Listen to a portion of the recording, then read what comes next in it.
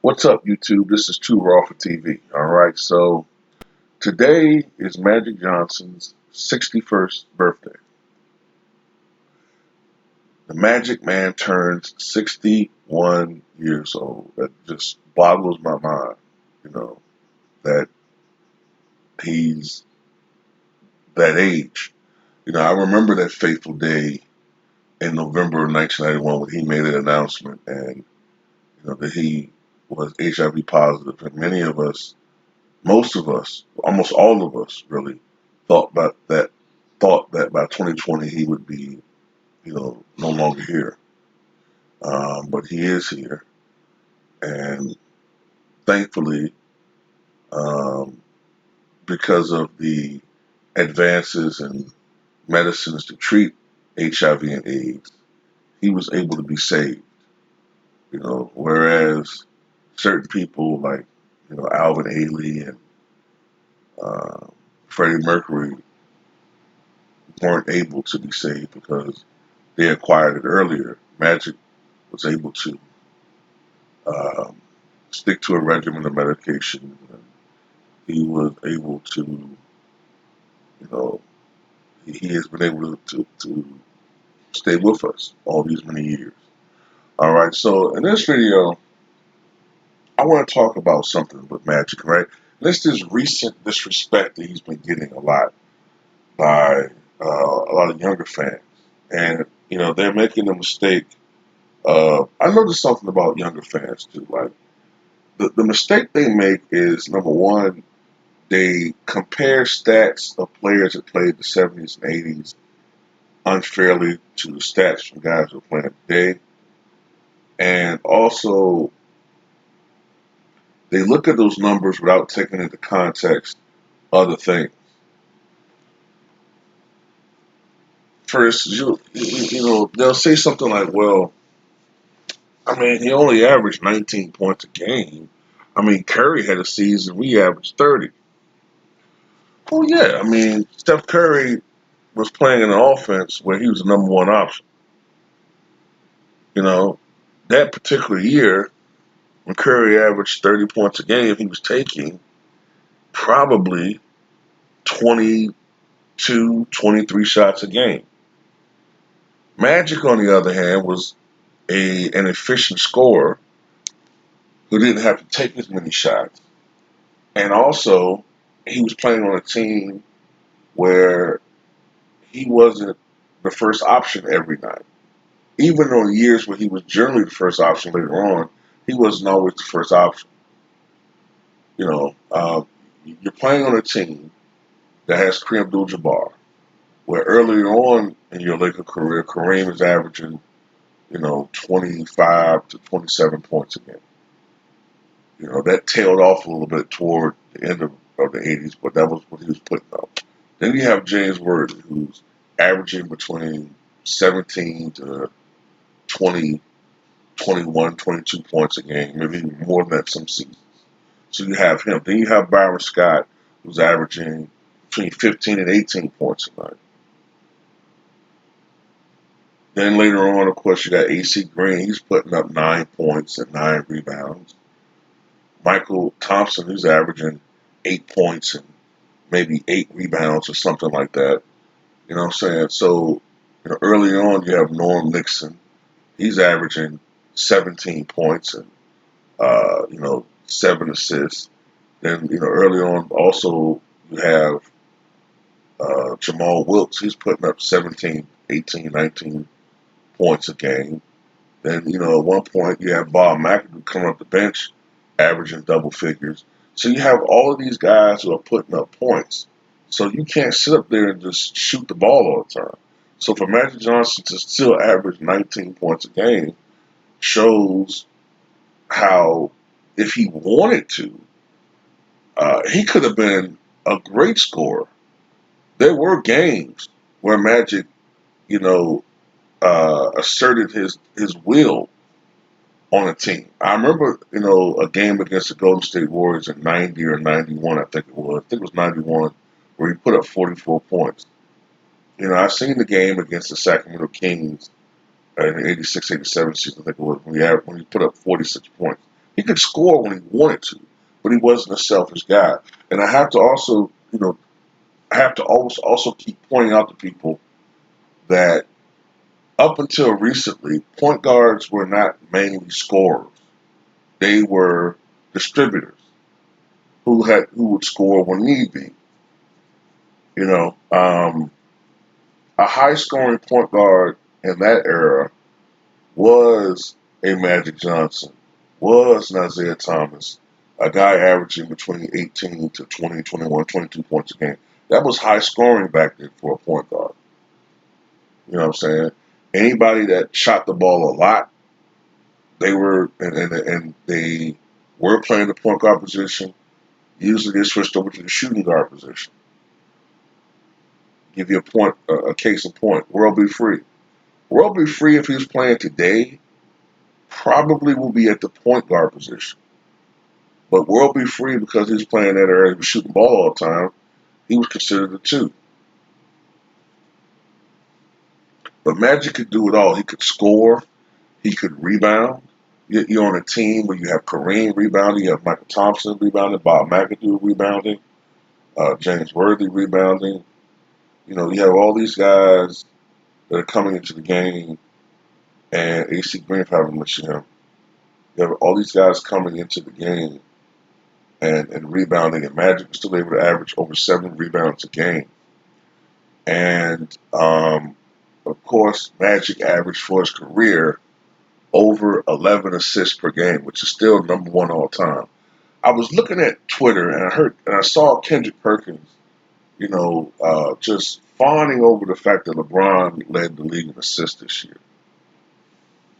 And that was a great accomplishment. Don't get me wrong, man, but don't act like Magic. Don't act like that Magic wasn't, doing that before, but ridiculously better and more creative. And LeBron's essentially been a point guard his whole career. He just wasn't playing the actual position, but he's basically been the point guard of the team that he's been on every damn year. You know what I'm saying? He's benefiting more from the fact that he got AD there. He's never played with a player as dominant as AD in his career. And the pace is faster. So that is why he is, instead of averaging 7 to 8 assists, he averaged 10 assists this year. But that's still below Magic's career average of 11.2 assists. And Magic had seasons averaging 12 and 13 assists per game. And another thing that's, I noticed about Magic that gets criticized is they said, well, he couldn't shoot. Really? Because Magic shot 85% from the free throw line for his career. You don't shoot 85% from the free throw line if you can't shoot. You don't lead the NBA in free throw percentage with 91% for a season. The best free throw shooter in the NBA if you can't shoot. Magic just didn't shoot threes because, as I said before, no one was really shooting threes in the 80s except for three-point specialists. And at that time, if you were a scorer, if you were a coach, before analytics took over the game, mid-range and layups and dunks were seen as more valuable than threes. It wasn't until the last 10 years when analytics really started taking over the game and there was this trend towards shooting threes more that the three-point shots become so, like, the end-all of everything, the be-all of everything. But Magic was a great player, man. Was he the greatest defensive player in the league? No. Was he the fastest point guard? No. But when you look at what he brought to the table, his leadership abilities, his leadership skills, his competitiveness, his high basketball IQ, his floor generalship, and the fact that he was 6'9". When you're a 6'9" point guard, it gives you so many advantages over the average point guard. That's what helped to make Penny Hardaway so great too for a brief period of time before injuries, ruined his career. Magic Johnson was able to see certain things on the floor that the average 6 foot point guard couldn't see. He was able to utilize his size and strength in a certain way that point guards aren't able to do. It gave the Lakers such a distinct advantage, you know. Um, and Magic was able to play literally all five positions. He could play the two. Matter of fact, when he first came to the NBA, he was playing the two. Norm Nixon was the one. But after the trade with Norm Nixon going to the Clippers, I think like, before the 83-84 season, I think it was, that's when Magic moved over to the point guard position. Magic could play the three. Magic, of course, could play the four. As a matter of fact, when Magic came out of retirement briefly in 95, 96, he was a point forward. He was playing the four. And he could play the center. You know what I'm saying? In that famous game in the 1980 finals, when Kareem was missing and it looked like the Sixers was going to win that game, Magic played at the center position. Well, he started at center, averaged 42 points, grabbed 15 rebounds, and dished out 7 assists. As a matter of fact, Magic Johnson could do what, facilitating wise, he could do what Draymond was doing with the Warriors times 20. You know what I'm saying? He would be a better rebounder. He's even better passer. And while he wasn't a great 3 point shooter, Draymond really doesn't have an excuse because he's playing in an era where the three is so valued and taken so much. But if you look at his percentages, he's below Magic. Like Magic, for his career, is 30%. The last few years, Draymond's been under 30% himself, so he's not really a great shooter either.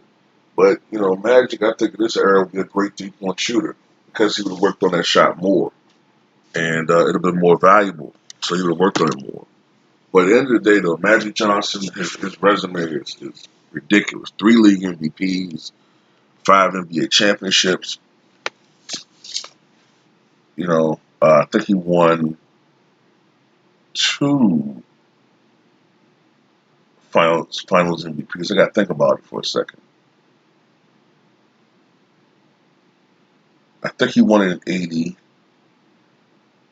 I know he won it in 87. And he may have won it in 82. I'm not certain. I think he won 3 final MVPs, if I'm not mistaken. Um, but when he retired, he was the all-time leader in assists, and he's a remarkable player, man. And to be honest with you, Magic used to be in that GOAT conversation more so uh, than he is now.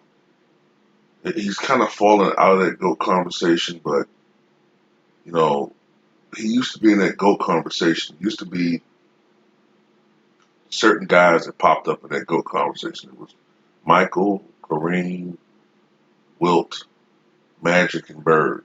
Those were the guys that were in the GOAT conversation. And the main thing about Magic and Bird that hurt them, most people will tell you, is their longevity. You know what I'm saying? Peak for peak. When they was playing at their highest levels, they were up there. But the problem was that their careers were cut short. Bird's by injury, Magic by illness. You know what I'm saying? And when Magic, his last real season in the NBA, 90-91, I mean, yeah, he played 95-96, but, his last real season in his prime, 90-91, they went to the finals. They upset the Portland Trailblazers. Magic was still going strong, so you have to wonder what type of numbers would Magic have put up had he never had to retire in the first place. I think he'd be second all time in assists. I think he would still be marginally ahead of John Stockton in assists per game. He would have cracked 20,000 career points. He would have had over 20,000. Excuse me. He would have had over 10,000 career assists and over uh, 10,000 career rebounds.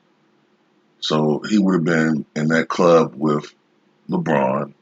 But LeBron had 30,000, so it'd be a club in itself by himself too. But I think Magic would have had over 20,000 points, 10,000 rebounds, and 10,000 assists. He would have also had over 2,000 career steals, um, maybe even 2,500 career steals.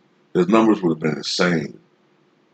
Um, he would have shot, his field goal percentage would have slipped a little bit further, but he still would be over 50% for his career. I think Magic would have became a better three-point shooter, and Magic at the end of his career was a phenomenal free throw shooter. Earlier on, he was average, about 75, 76%. But toward the end of his career, he was a phenomenal free throw shooter. Usually, like somewhere in the top 10 in free throw percentage. Usually, like 89, 90, 91, 92%. And yeah, he's a tremendous player, man. Um, so that's all I got to say about Magic, man. Um, to me, Magic's top five all time. With all due respect to Kobe Bryant, who I think is the second greatest Laker of all time, I still have Magic as the greatest Laker of all time.